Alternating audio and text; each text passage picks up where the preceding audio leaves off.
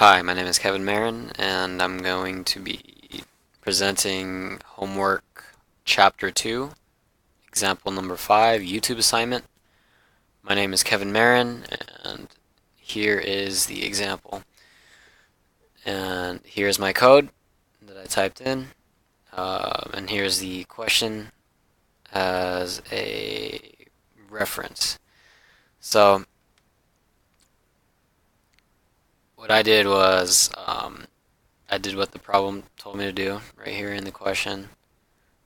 Which is to assign 10,000 to variable p, which is right here, and then assign n to 12, which I also did right here, and I'll assign r to the interest rate of 8%, so I did r equals 0.08, since that equals 8%, and then have the program prompt the user for the number of years t, which is right here, t equals int, because we need to get a integer number out of it, so we can place it in this equation down here, which I will explain in a little bit.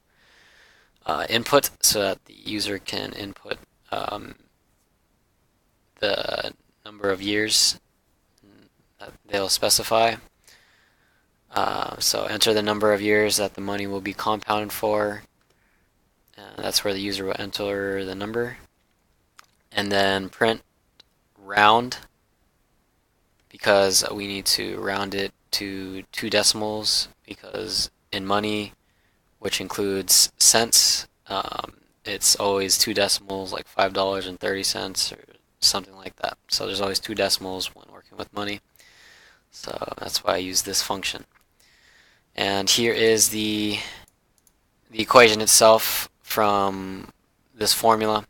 So P times 1 plus R over N, parentheses, as same thing in the formula right here, to the power of N times T, which is also right here, comma 2, because 2 decimals at the end of the amount of money.